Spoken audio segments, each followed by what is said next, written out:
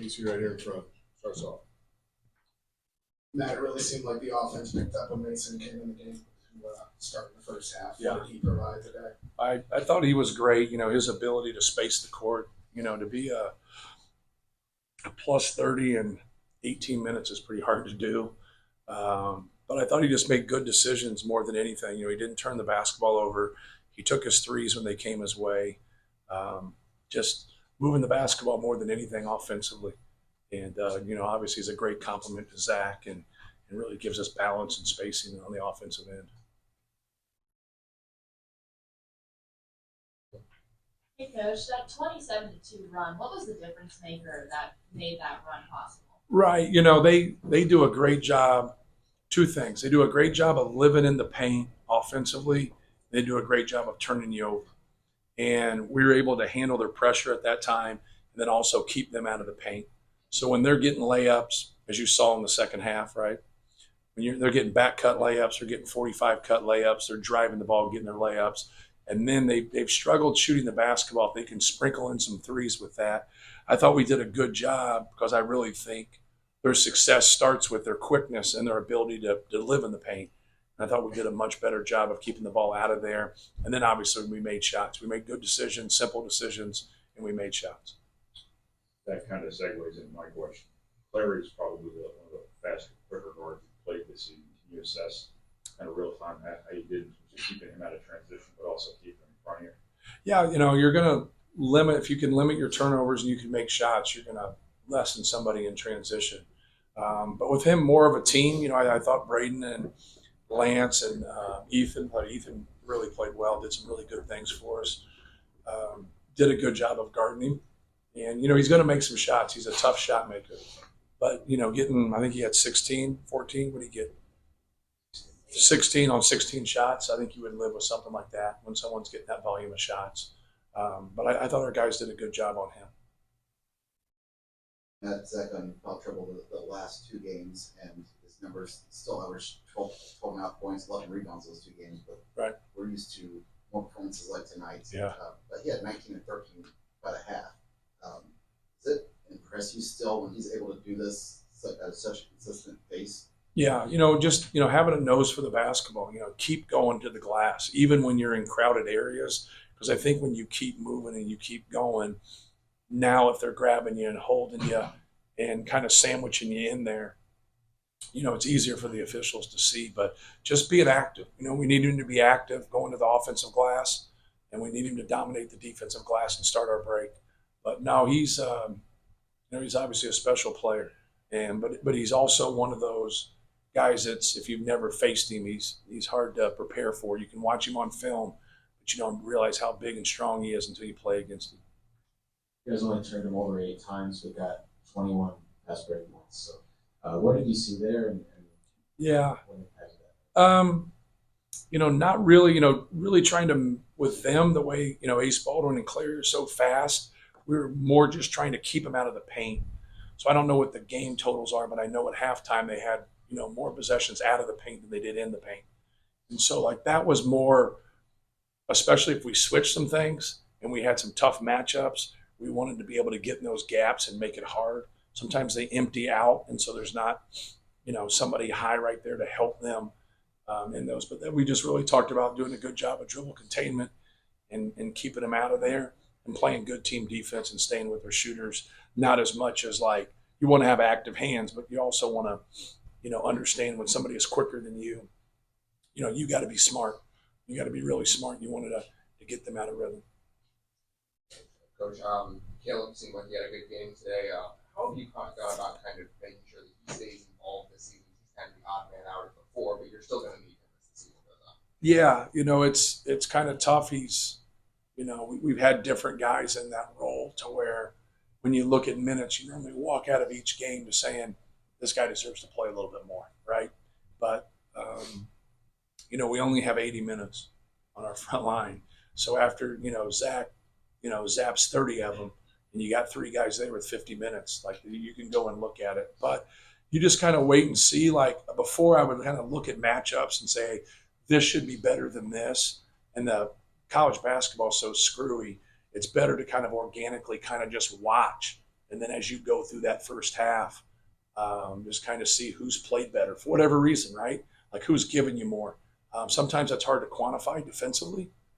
With analytics and stats, like, you just used to look at hard numbers and say, you got 8 rebounds and he got 5 rebounds, so he rebounds better. When in reality, sometimes that guy that got 5, the team is a better rebounding team while he's in the game, even though you got 3 more.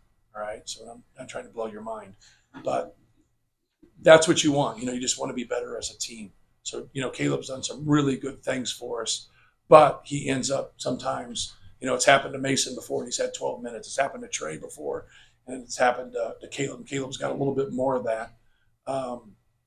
But like he stays with it. He works hard. He's got a good attitude, and that's what we need from him. That's, sometimes having depth, everybody likes that, right?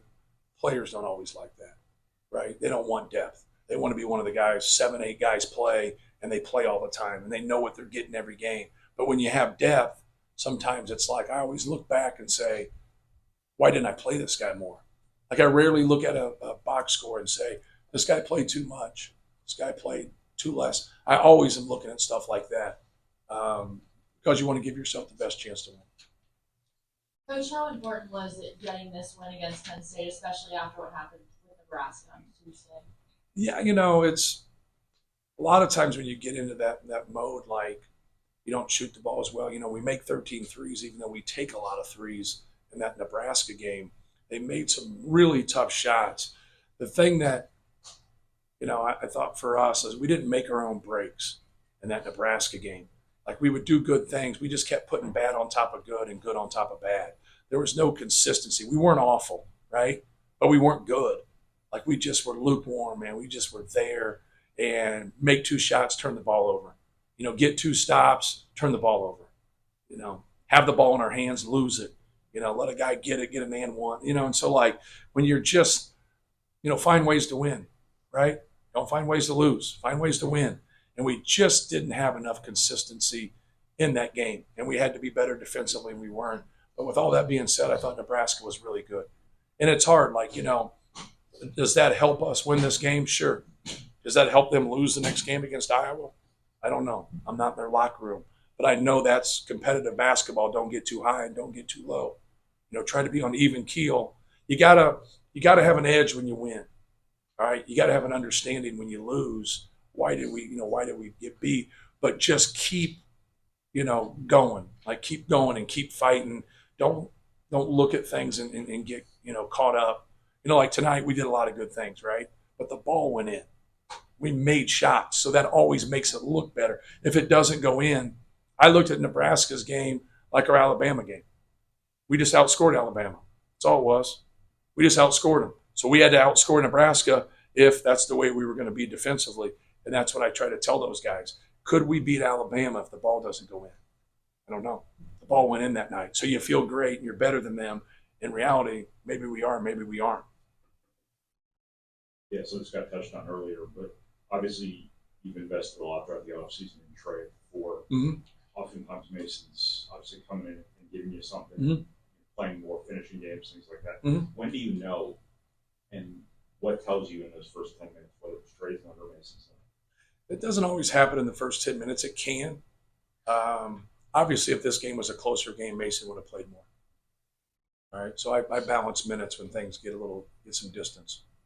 And, Trey was underneath the weather, and so him just going out there and playing, I thought was a good sign for him.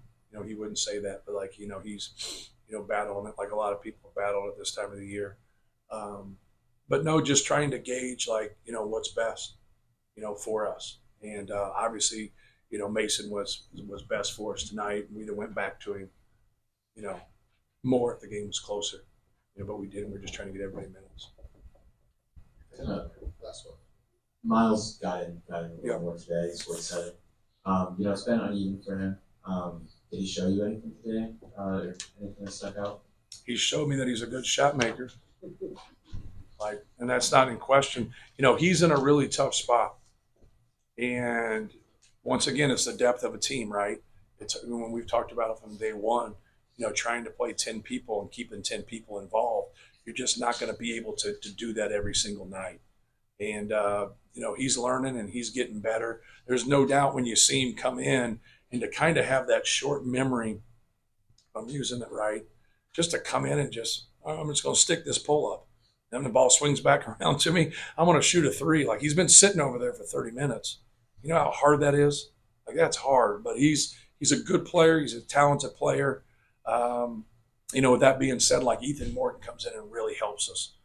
His ability to guard really helps us. Cam comes in, sticks a three, guards, it really helps us. Like those minutes, like 3 people are playing and 2 people need them, but they all deserve it, right? And that's a hard thing, but there's not enough there for them all.